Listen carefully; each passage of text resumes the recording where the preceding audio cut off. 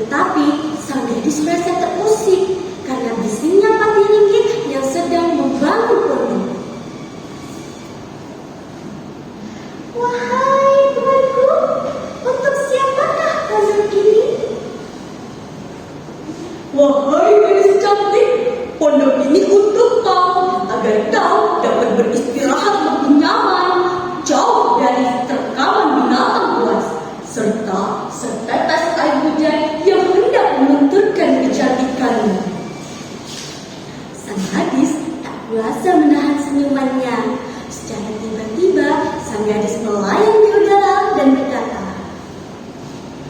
"Kau adalah manusia yang baik, wahai tuan. Ini adalah tongkat ajaib. Dengan tongkat ini kau dapat memerintahkan bangsa jin. Aku hanya dapat memberikan tongkat ini sebagai balas jasaku terhadap kebaikanmu yang telah engkau lakukan kepadaku." Patih Ringgit terkejut mengetahui sang gadis telah berubah wujud menjadi sang bidadari. Ia pun berkata, "Sungguh, bukan ini yang aku inginkan. Aku hanya ingin selalu berada di dekatmu. Bersediakah kau menjadi istriku?"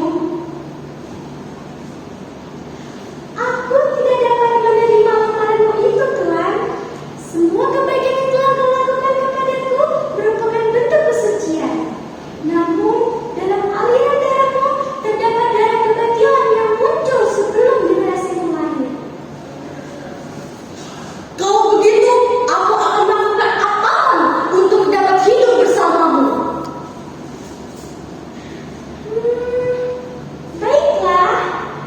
Agar kau dapat naik ke atas kayangan, kau harus lakukan agama dengan bangsa kami. Bertapalah selama 40 hari 40 malam, maka kau akan menemuiku di atas sana. Sang bidadari pun menghilang perlahan-lahan. Yang tersisa hanyalah sinar matahari yang semakin terik. Patih Ringgit mulai mempersiapkan segala hal yang akan ia bawa ke pertapaannya. Tak lupa membawa tongkatnya. Pada hari pertama, Patih Ringgit terbaring dengan tenang di atas batu yang berada di puncak gunung. Dengan istimewa tongkatnya, Patih Ringgit memerintahkan bangsa jin untuk membawakan pisang raja sebagai bahan persediaan makanannya. Kemudian, pada hari ke-20, Patih Ringgit mulai diganggu dengan hawa dingin yang tak tertahankan. Namun, Patih Ringgit tidak mengkhawatirkan hal itu, karena ia dapat memerintahkan bangsa jin membuatkan api unggun untuk menghangatkan tubuhnya. Pada hari terakhir, Patih Ringgit terbangun dari pertapaannya. Ia berpikir setelah ia membuka mata, ia akan berada di istana kayangan. Namun, ternyata Patih Ringgit masih berada di puncak gunung.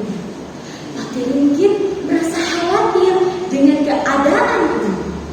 Secara tiba-tiba terdengar suara seorang nenek tua yang menyapa Patih Ringgit. Ternyata kau sudah bangun, nak.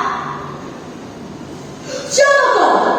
Apakah sebelumnya kau pernah melihat gadis cantik yang terbaring di tempat ini?" Mana mungkin ada seseorang yang tinggal di tempat ini. Yang ada hanya aku, si nenek tua yang kerjanya mencari kayu bakar. Pasti kau telah bertemu dengan penunggu tempat ini. "Tidak, aku benar-benar bertemu dengan gadis cantik yang jelita, bukannya malah menunggu tempat ini.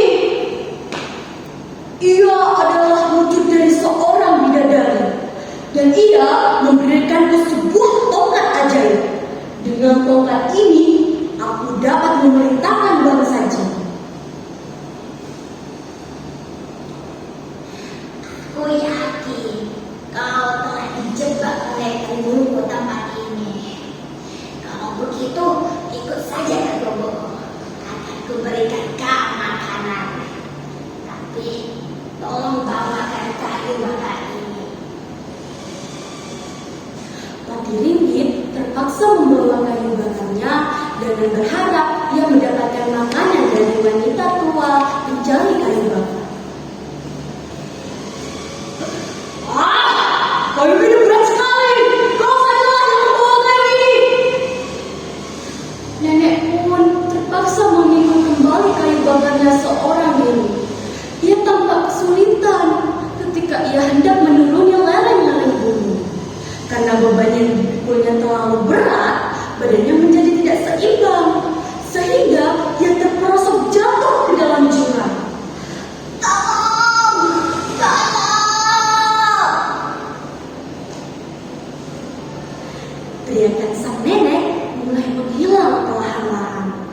Patih Ringgit mulai mengkhawatirkan keadaan sang nenek. Ia kemudian menuju jurang tempat jatuhnya nenek. Patih Ringgit tidak menemukan tubuh nenek tergeletak di jurang. Hanya beberapa bilah kayu bakar saja yang jatuh berserakan. Jiwanya gusar. Ia sadar telah melakukan kesalahan besar yang seharusnya tidak ia lakukan. Namun dari belakang Patih Ringgit terdengar suara yang halus dan lembut. Wahai Tuan kekasihku, usaha bertapakmu selama 40 hari 40 malam telah berhasil. Namun tidak dengan ujian terakhir ini. Tolong berikan aku kesempatan sekali lagi. Kau telah gagal dalam ujian terakhirmu, Tuan. Kau sama sekali tidak mempedulikan sang nenek yang minta bantuan kepadamu. Jangan mencintai seseorang hanya karena rupanya. Cintailah juga atas kebaikannya. Jangan pergi, wahai kekasihku. Kebaikan akan membuatmu dicintai oleh orang lain. Agar kau tidak bersedih, izinkan aku berbuat baik kepadamu untuk terakhir kalinya. Gunung ini akan kupahat seperti bentuk wajahku ketika aku sedang tertidur. Gunung ini akan kuberi nama Gunung Putri Tidur. Sang bidadari pun menghilang dari pandangan Patih Ringgit. Ia menghilangkan kepergian sang bidadari. Patih Ringgit pun kembali menjalani kesehariannya dengan kegagahan serta kebaikan hati. Ia selalu mengingat pesan sang bidadari, agar dicintai orang lain kita harus menebar kebaikan. Kebaikan yang tidak memandang siapapun orangnya. Ia juga setia menjaga alam sebagai bentuk kecintaannya terhadap sang kekasih yang belum sempat ia miliki seutuhnya. Patih Ringgit pun membujang hingga akhir hayatnya.